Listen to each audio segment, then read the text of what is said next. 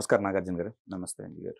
Sir, కూటమి ప్రభుత్వం వచ్చిన తర్వాత లా అండ్ ఆర్డర్ కంట్రోల్ అయ్యి, ముఖ్యంగా ఎక్కడ గూడా ఈ కొన్ని అఘాయిత్యాలున్నాయి. వాటికి అవును. సంబంధించి మహిళల పట్ల గావచ్చు, హ్మ్. లేకపోతే గంజాయికి సంబంధించినవి గావచ్చు, హ్మ్. వీటన్నిటి మీద ఉక్కుపాదం మోపుతున్నాం హ్మ్. అని వచ్చిన తర్వాత కూడా, మొన్న మీరు చూసినట్టయితే నిన్న ఈ నడి రోడ్డులో వినుకొండలో. బెనుకొండలో చంపుకోవటం అనేది కత్తితో హ్మ్. అసలు కరెక్ట్ కాదండి అది. అది అదేమైందంటే ఇప్పుడు రాజకీయ రంగు పులుముకుంది. హ్మ్. మీ పార్టీ వాళ్ళు చంపారంటే మీ పార్టీ వాళ్ళు, మీ పార్టీ వాళ్ళు చంపారంటే మీ ఆ! కానీ ఇంకో పాయింట్ ఆఫ్ వ్యూలో ఆలోచిస్తే అసలు నడి రోడ్లు అలాంటి వాటిని ఖచ్చితంగా అతను చేసిన వ్యక్తికి ఇమ్మీడియేట్‌గా పనిష్మెంట్ ఉండాలి. ఖచ్చితంగా. నో డౌట్ ఆ ఖచ్చితంగా. విషయం. అయితే హ్మ్.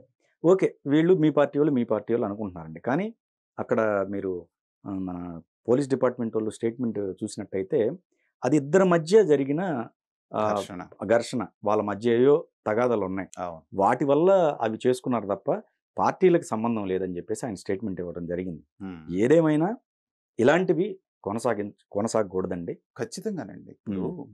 నిన్న ఆ వీడియో చూసినప్పుడు నాగరిక సమాజంలో ఉన్న ప్రతి ఒక్కడు హ్మ్. అలాంటి చర్యల్ని ఖండించాల్సిందే. అవును. అది పార్టీ పరంగా జరిగినా, హ్మ్. వ్యక్తిగతంగా జరిగినా, ఏది జరిగినా కూడా అది నాగరికులు చేసుకునేటువంటి పని కాదు. అంత దారుణాతి దారుణంగా ఒక మనిషిని నడి రోడ్డు మీద నరుకుతుంటే, ఇంకొకడు వీడియో తీస్తున్నారు చూసారా? హ్మ్. హ్మ్. హ్మ్. హ్మ్. ఈ నరికిన వాడికి ఎంత శిక్ష పడాలో, హ్మ్. వాడికి గూడా అంత శిక్ష వేయాలి.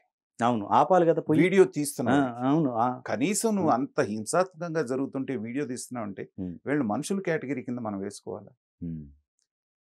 గత కొద్ది రోజులుగా మనం చూస్తున్నాం. హ్మ్. అంటే ఈ ప్రభుత్వం వచ్చిందా, ఆ ప్రభుత్వం వచ్చిందా అనేటువంటిది కాకుండా, ఏ ప్రభుత్వం అయినా ఇలాంటి వాటిని అరికట్టాల్సిందే. రైట్. నంబర్ 1. హ్మ్. రెండవది రాజకీయ రంగు పొలవటం అనేటువంటిది సహజంగానే ఒకటేదన్నా ఇలాంటిది జరిగినప్పుడు గద్దల్లాగా వాలిపోతారు రాజకీయ నాయకులందరూ కూడా. హ్మ్. నువ్వంటే నువ్వు, నువ్వంటే నువ్వు. పార్టీ పరంగా జరిగితే ఇటు 10 మంది, అటు 10 మంది ఉండి కొట్టుకుంటారు. వాళ్ళిద్దరూ వ్యక్తిగతంగా అక్కడ కొట్టుకు చస్తున్నారంటే, ఏదో వాళ్ళకి వ్యక్తిగత కక్షలున్నాయి అనేటువంటిది అక్కడ ఎస్ఐ గారు చెప్పిన దాన్ని బట్టి కామన్ సెన్స్‌తో మనం ఆలోచించినా తెలుస్తోంది. అలాంటి పరిస్థితుల్లో అసలు ఇంత దారుణంగా మనుషులు ఎందుకు తయారవుతున్నారు అనేటువంటిది ఒకసారి ఎందుకు ఇంత హింసాత్మకమైనటువంటి ప్రవృత్తి వీళ్ళల్లో వస్తుందని. గతంలో గంజాయి అంటే మనం పేరు వింటమే గానీ, అడపాదడపా ఎక్కడో కొన్ని ప్రదేశాల్లో మాత్రమే మనకి అవైలబిలిటీ ఉంది. బట్ ఇవాళ అది ఎలా అయిపోయిందంటే విచ్చలవిడిగా స్కూళ్ళ దగ్గర గానివ్వండి, కాలేజెస్ దగ్గర గానివ్వండి, మీకు ఎక్కడ ఇక్కడ గాదు, అక్కడ గాదు, ఈ 70, 80% బడ్డీ కొట్టుల్లో గూడా ఈ స్థాయికి రావటానికి ఏంటి కారణం అనేటువంటిది గనక మనం చూస్తే, అంటే పార్టీలని పక్కన బెట్టి, అది వైఎస్ఆర్‌సీపీ ఉందా, ఇంకోటుందా, దట్ ఈస్ ఇమ్మెటీరియల్. కానీ గత 5 సంవత్సరాల్లో ఎక్కడ మాదక ద్రవ్యాలు పట్టుబడ్డా భారతదేశ వ్యాప్తంగా, వాటి మూలాలన్నీ వచ్చి మన ఆంధ్రప్రదేశ్‌లోనే తేలటం అనేటువంటిది దురదృష్టకరమైనది. గుజరాత్‌లో పట్టుబడ్డా, పోర్ట్‌లో పట్టుబడ్డా మన దగ్గర నుంచే వాడెవడో అక్కడి నుంచి వేరే దేశాల నుంచి బెల్జియం నుంచి పంపించినా మన దగ్గరికే వచ్చి ఇక్కడ ఇక్కడ దొరుకుతా ఉన్నాయి. అదేది ఎక్కడి నుంచో వేరే కంటైనర్‌లో ఆ రోజు వచ్చినప్పుడు కొన్ని వేల మాదక ద్రవ్యాలు, అవును. వేల అవును. కిలోలని చెప్పేసి అవును. అన్నారు. సో, అలాగే ఎక్కడి నుంచి వచ్చినా గానీ, ఈ సంస్కృతి ఎక్కడిది? ఆంధ్రప్రదేశ్ ఎప్పుడు చూడనట్టు. ఎప్పుడో అక్కడ ఉన్నటువంటి ఆ విశాఖపట్నం అడవుల్లో ఎక్కడో కాస్తో కూస్తో గిరిజనులు పండించుకునేవాళ్ళు అనేటువంటిది, అది మనం వింటామే గానీ చూడలేదు. కానీ ఇవాళ ఎక్కడ పట్టినా విచ్చలవిడితనంగా జరుగుతుంది. తర్వాత ఈ ఆధునిక సమాజం, ఆధునిక వేషధారణ, వెస్టర్నైజేషన్ అయిపోయిన తర్వాత కల్చర్ అనేటిది ఒక 30 సంవత్సరాల క్రితం, 35 సంవత్సరాల క్రితం మనం అందరం కూడా పల్లెటూరు బ్యాక్‌గ్రౌండ్ నుంచి వచ్చినటువంటి వాళ్ళమే. ఊళ్ళో ఎవడన్నా ఒక తాగుబోతున్నాడంటే వాడిని అంటరాని వాడి కింద చూసేవాళ్ళు. ఒరేయ్! వాడు తాగుబోతురా అని. ఇవాళ చూడండి, పెద్దాడు లేదు, చిన్నాడు లేదు, కింద నుంచి పై స్థాయి వరకు 80% జనాభా ఒకడు తాగకుండా ఎవడన్నా ఉన్నాడు అంటే వాడిని చాదస్తుడనో లేకపోతే పనికిరానోడి కింద లెక్క కట్టే సమాజం వచ్చింది. వీటన్నిటి ప్రభావం అనేటువంటిది ఇలాంటి చర్యల మీద ఖచ్చితంగా ఉంటుంది. ఇప్పుడు మీకు మామూలుగా ఉన్నప్పుడు వాడికి అంత ధైర్యం రాదు. ఒక మనిషిని మర్డర్ చేసేంత. ఇలాంటిదేదన్నా తీసుకున్నప్పుడు మాత్రమే వాడిలో ఉన్నటువంటి మృగం ఏదైతే ఉందో, ప్రతి మనిషిలోనూ ఒక మంచి, చెడు 2 ఉంటాయి. ఆ లోపల ఉన్నటువంటి చెడుని ప్రేరేపించేది ఇలాంటి మాదక ద్రవ్యాలు, లేకపోతే మద్యం లాంటి ఇవి.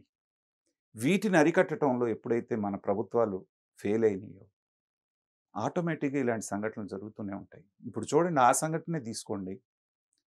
ఆ చనిపోయిన వాడు అత్యంత దారుణమైనటువంటి మరణాన్ని పొందాడు. ఆ! అటుపక్కన నిజంగా అతనికి పెళ్ళై ఉంటే ఆ భార్య, పిల్లలు వాళ్ళు అనాథలైపోయారు. వాళ్ళ తల్లిదండ్రులు అనాథలైపోయారు. అదే చంపినవాడు గూడా ఇవాళ అంత బహిరంగంగా ఆధారాలతో పట్టుబడ్డ తర్వాత వాడికి యావజ్జీవ శిక్షో లేకపోతే వీలైతే జడ్జి గారికి కోపం వస్తే మరణశిక్ష వేసినా వేయొచ్చు. సో అతనికి గనక పెళ్ళై ఉంటే వాడి భార్య పిల్లలు, అతని తల్లిదండ్రులు వాళ్ళంత క్షోభకు లోనవుతారు. క్షణికావేశంలో ఇలాంటివన్నీ గనుక జరగటం అనేటువంటిది చాలా దారుణమైనటువంటి విషయం. లా అండ్ ఆర్డర్ అనేటువంటిది మనం రాజకీయ విశ్లేషకుడుగా మనం మాట్లాడాల్సింది ఏంటంటే, ప్రతి గవర్నమెంట్‌లో మనుషులు అనేటువంటి వాళ్ళల్లో దుష్టులు లేకపోతే దుర్మార్గులు ఉన్నంత కాలం వాళ్ళెప్పుడూ ఉంటూనే ఉంటారు. మనం ధర్మం 3 పాదాల మీద నడిచింది త్రేతాయుగంలో అన్నాం చూసారా? ఆ రోజున పరాయి వాడి భార్య మీద నిందేసేవాడున్నాడు. రామాయణంలో గూడా. హ్మ్. తమ్ముడి భార్యని చెరబట్టినటువంటి వాళ్ళున్నారు. దుష్టులనేవాళ్ళు ఎప్పుడూ ఉన్నారు. ఎప్పుడూ ఉన్నారు. హ్మ్. కానీ సమాజంలో వాళ్ళు ఏ పర్సెంటేజ్‌లో ఉన్నారు అనేటువంటి దాన్ని బట్టి ఆ సమాజం ఎలాంటిదనేటువంటిది మనం నిర్ణయిస్తాం.